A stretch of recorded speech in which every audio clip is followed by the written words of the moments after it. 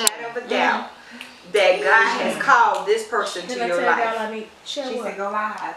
You might need to go live. This we go live. I'm telling you. This might be behind the scenes. Yeah, somebody needs to hear this. For sure. But you need to know, first of all, because the Bible talks about... Hold on, Pastor. Hold on. Gotta start off that question. Okay. It's so true. So you're live or not? Because a lot of the things that she said, that Pastor Kysha was saying, you submit, stay to your husband. You can't be doing that. You can't be doing that. And I'm like, oh God, how long am I supposed to sit here and wait? How long am I supposed to sit here and hold on to, not do the things God? Oh yeah, I'm good. I'm good being real. How long? Because this is part of my marriage right now. It's either I'm going to stay or I'm going. It's real. Yeah. What do I do? So the question is, we're tuning in. This is actually behind the scenes. This will not be on TV. But y'all, this is good. I'm telling you, this is a good discussion. And so we're talking about marriage, surviving marriage.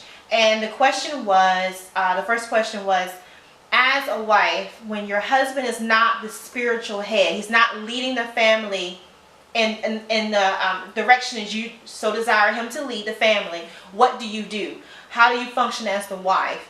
Do you become the spiritual head? And so our mentor, Pastor Kysha Thompson of SOZO Life Ministries, she answered that question, which led to another question, which is, in a marriage, when your husband is not being supportive of the direction or the way that God is leading you to go, you know that God has called you to do X, Y, and Z, okay? Let's say ministry. We're just going to throw that out there. Let's say God has called you into ministry. You are moving in that direction, but your husband is not supportive, whether it's physical support, meaning, labor, helping out, being with you, standing beside you, working with you, or maybe even in his language.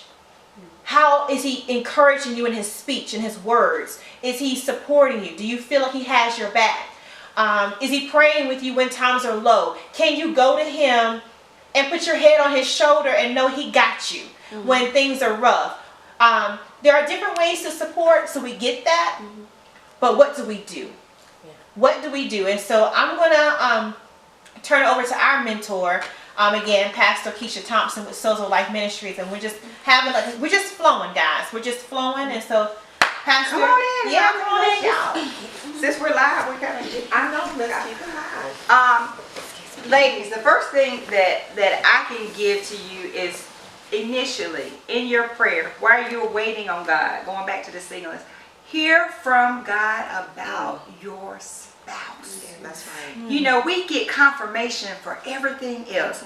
Confirmate, God, if this is the right job, give me confirmation. We get 20 different signs about a job. We get 20 different signs. Lord, should I move to this place? Should I buy this car? And we keep, like Gideon, we ask for the fleece and all that stuff. But when it comes to a spouse, we don't always ask for all the confirmations because we want to be married. We think to be happy. So we want all this. And I think sometimes we don't really hear from God. Or we do it before we really get that relationship with God. So then now what do I do? So my initial piece of advice is to make sure that's your spouse. That's right. Because I believe that God fashioned somebody for all of us. And if God has fashioned somebody for you, God knew that you're going to be in ministry. God already knew the calling on your life. So if this is the person that God has fashioned for you, then God has placed something in his heart to understand you, to support you. Even though he may not be the spiritual acting as head of the spiritual household, he will not deny you from doing the things of God. Why? Because as Christian women of God, and this is for the believers, for Christian women of God, God knows, he knows your desires, he knows your heart, he knows the plan, he knows all of that. He knows that he gives us sometimes, like I said earlier, our permissive will. It may not be his perfect will. He might know you desire it so much and you go back and God, I love Bobby, he is everything on my list. It checks off. But one of the things that you may have pushed was Bobby's relationship with God. Just because they go to church don't mean they got a relationship with God. so And everybody can fake something for a while. And then eventually, like the pressure cooker, the top is going to come off and the real them is going to come out. Vice versa, the real you is going to come out. I can speak to this topic because I lived it. I have been married 29 years this year. I got married when I was 20 years old. My husband was 18 years old. I did not consult God. I did not ask God. I wanted to get out of Hillsborough, North Carolina. He was joining the military. We had been dating for a year. This is the next move. I'm gone. We're out of here. I didn't ask God about it. But oftentimes we do stuff and then we ask God to bless it in the background. We do stuff on our own and then we say we fall apart because God, why is this not working? And God is sitting there like, daughter, I didn't tell you to do that. That's right. That was not what I told you to do. Now, sometimes God will bless it, but then sometimes God say, well, you wanted it. There you go.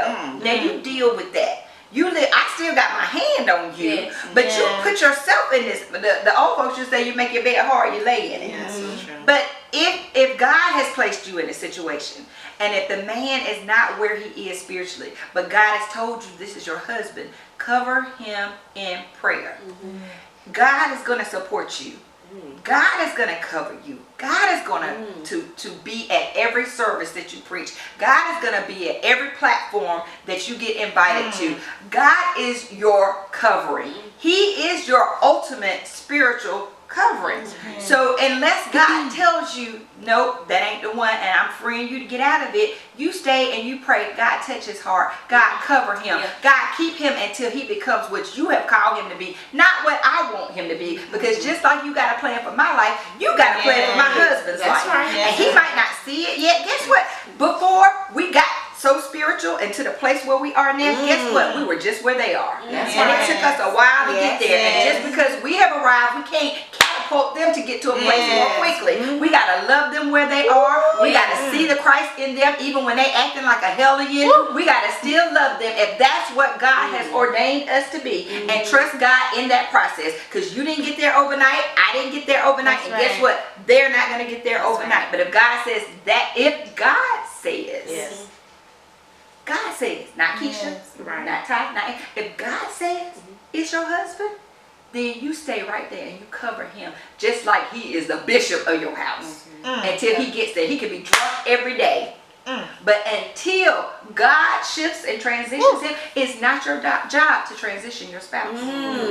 It's not your job to pray for him, and it is and to try to change him. I used to pray and I learned that's a witchcraft prayer. God, make him do this. God, why won't he do that? God said, that's a witchcraft because you're trying to control and manipulate another person. God, let him be what you have called him to be. Let him love me like your word says. Like you love the church. Let him show him how to love. Because he might not know. That's right. He might not have a father and mother to look at. That's right. A lot of us don't. That's right.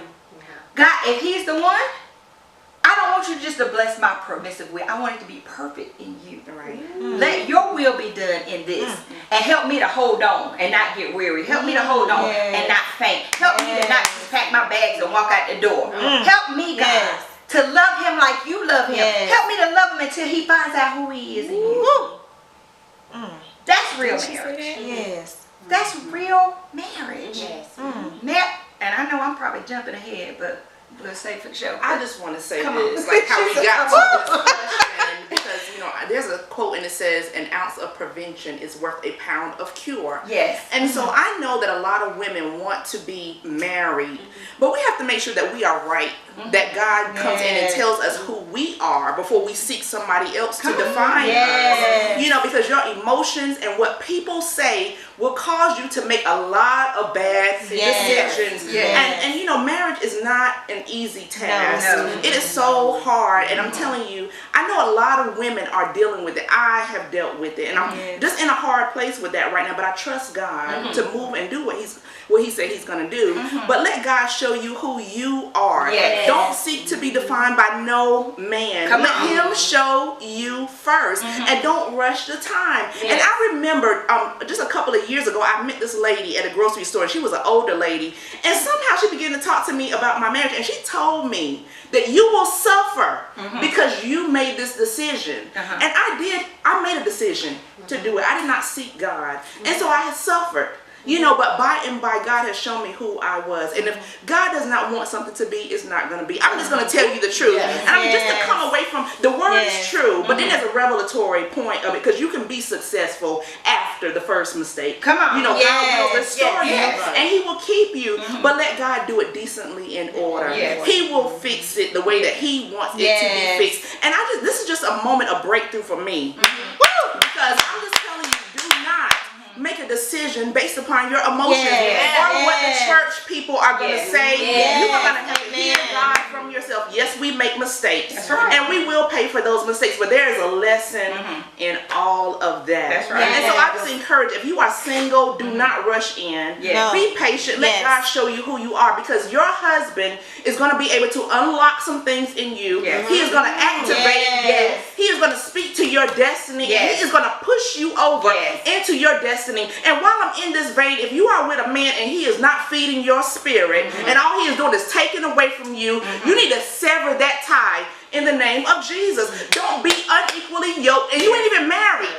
Don't be staying with a man who is not giving you the things that you need. And all he is doing is taking your time and preventing you from producing. And so be free. Don't waste your life with somebody who is not giving you what you need. I'm telling you. I'm telling you, soul ties are so real. I'm telling you, that is a bad thing. So get free. I'm telling you, because until you cut that soul tie, they're going to be able to call you back to the bed at any hour that they choose, and you're going to go. You ain't going to feel like you have control over that. So let God sever that tie. As a matter of fact, let God just clean your heart and your mind and your soul of all that old stuff, because even going into a marriage, you don't want to go in dirty. That's right. You want to go in with a